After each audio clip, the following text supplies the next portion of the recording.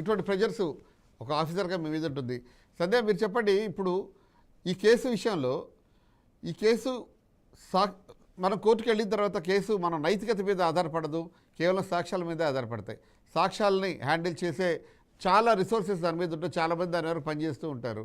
మనం కేవలము నైతిక అంశాలను తీసుకొని ఈ కేసును మనం ప్రూవ్ చేయడం సాధ్యం ఉంటుందని నేనైతే అనుకోవట్లేదు. ఏదైనా జరగచ్చు. ఇప్పుడు మీరు దాన్ని చాలా కూలంకుషంగా చాలా విషయాలు ఇప్పుడు మీరు డిస్కషన్లో కూడా చెప్తూ వచ్చారు. ఇంత మైన్యూట్ విషయాలు కూడా ఈరోజు ఎఫ్ఐఆర్లో ఉన్నాయని మీరు అనుకుంటున్నారా? ఉన్నాయా? కానీ ఇవన్నీ ప్రూవ్ అవుతాయా? ఆమెకి న్యాయం జరుగుతుందా? లేదు ఇప్పుడు మనం ఇప్పటివరకు అనుకుంటూ వచ్చిన కేంద్ర మంత్రి కుమారుడు రేపు ఒక బెయిల్తో బయటికి వెళ్ళిపోయే అవకాశం ఉందా? రేపు ఏదైనా జరగచ్చండి. కానీ వాళ్ళ వాస్తవాన్ని మనం పరిశీలించినట్లయితే పదే పదే ఎందుకు లేట్ అయింది అంటే మేము పరిశీలించుకోవాలి కదా అన్నారు కదా, ముఖ్యమంత్రి కూడా ఆ మాట అన్నారు. కానీ ఇక్కడ విషయం ఏంటంటే ప్రైమ్ ఎఫ్ఎస్సి ఉంటే, ఇక్కడ రెడ్డన్న గారు ఉన్నారు, అడ్వకేట్ గారు ఉన్నారు, ప్రైమ్ ఎఫ్ఎస్సి ఉందా లేదా చూడాలి. దానిపోయే ఎవరి మీదైనా రేపులు మర్డర్లు పెట్టచ్చు. కోపం ఉంటే కక్ష సాధింపుకి తప్పుడు కేసులు కూడా పెట్టుకోవచ్చు. కానీ ఎప్పుడు ఎఫ్ఐఆర్ కట్టేటప్పుడే ప్రైమ్ ఎఫ్ఎస్సి ఉందా లేదా, ప్రాథమికంగా ఆధారాలు ఉన్నాయా లేదా చూసే ఎఫ్ఐఆర్ చేస్తారు. వన్స్ ఎఫ్ఐఆర్ అయింది 8 అంటే లేట్ అనేది ఒక అంశం, కానీ ఎఫ్ఐఆర్ అయిందంటేనే ప్రాథమిక ఆధారాలు చూసాకే చేశారు.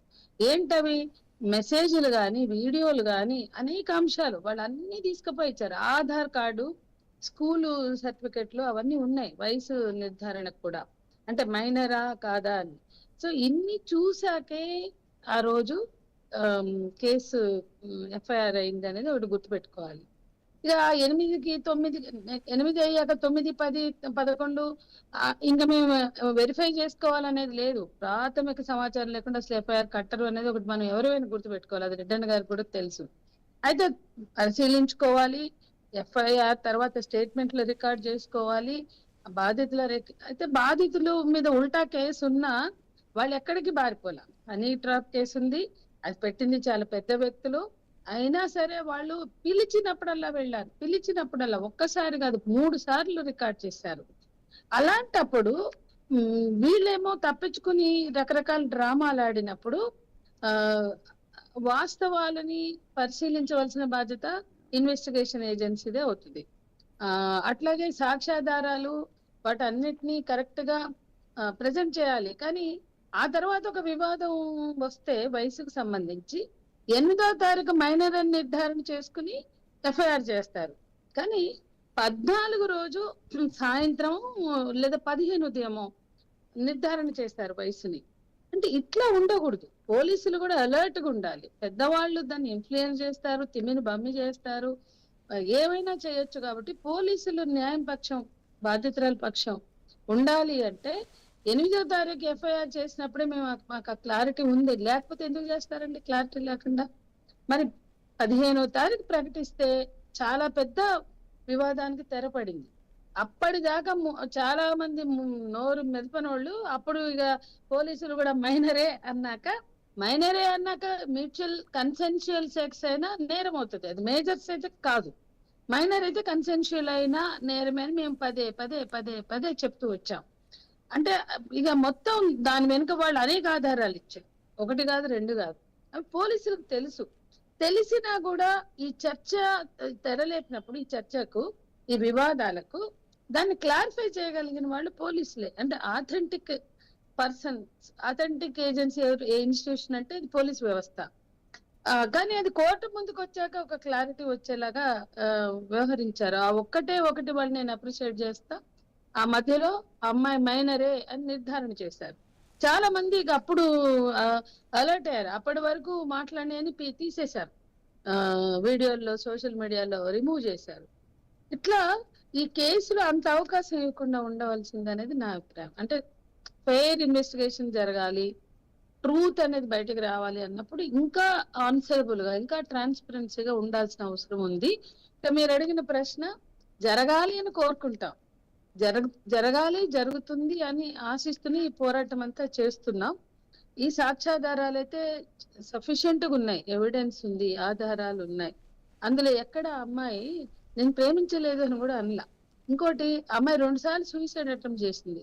అప్పుడు కూడా వాళ్ళు పోలీస్ స్టేషన్ కి రాలా, ఆ, కేసులు పెట్టలా. వాళ్ళు దాదాపు నిర్మల్లో కౌంటర్ కేసు పెట్టే వరకు అమ్మాయి మీద. ఈ హనీ ట్రాప్ కేసే కాదండి, దాని ముందు ఒక కేసు పెట్టారు నిర్మల్లో. ఆమె బెదిరిస్తుంది, బ్లాక్ మెయిల్ చేస్తుంది అని. అంటే ఆ ఆ నిర్మల్లో పెట్టిన కేసు తర్వాత వీళ్ళు అలర్ట్ అయ్యారు, ఏంటి చిన్న పిల్ల మీద ఈ కేసులన్నీ ఉల్టా పెడుతున్నారు. 2 సార్లు సూసైడ్ అటెంప్ట్ చేస్తే మేం కేసు పెట్టాలి కానీ వద్దనుకున్నాం. ఎందుకంటే అతను జనవరి 7 బ్రేకప్ చెప్పాడు.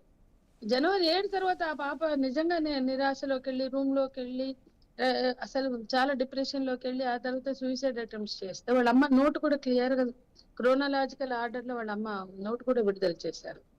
ఇవన్నీ ఇవన్నీ పోలీసులకైతే తెలుసు, మిగతా వాళ్ళకి తెలిసిన తెలియకపోయినా. సో చాలా కౌంటర్ అటాక్ జరిగి ఈ వీళ్ళని బెదిరించే స్థితిలోనే వీళ్ళు పోలీస్ స్టేషన్ కి వెళ్ళారు. అప్పుడు వాళ్ళ మీద నింద వేయాల్సిన అవసరం ఏంటి? వాళ్ళు డబ్బు కోసం వెళ్ళలేదు.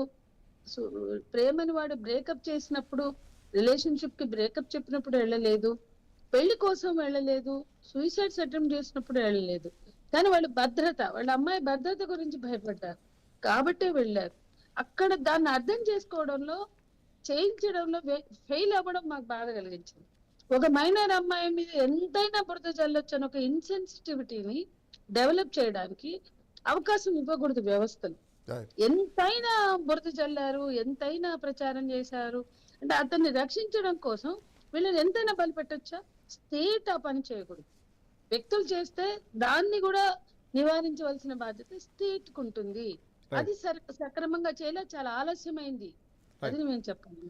రైట్. ఇప్పుడు ఇన్ని సాక్ష్యాలు మీ దగ్గర ఉన్నాయి, అలాగే డెఫినెట్గా శిక్ష పడే అవకాశం ఉంది. చివరిగా నిర్మల్, మీరు చెప్పండి, ఇప్పుడున్న పరిస్థితుల్లో కేవలం నైతిక అంశాలపై తీసుకొని, లేదా ఇప్పుడు జరుగుతున్న ప్రజా చైతన్యాన్నో లేకపోతే ఇంకో కారణాలు తీసుకొని కోర్టులో సాక్ష్యాలు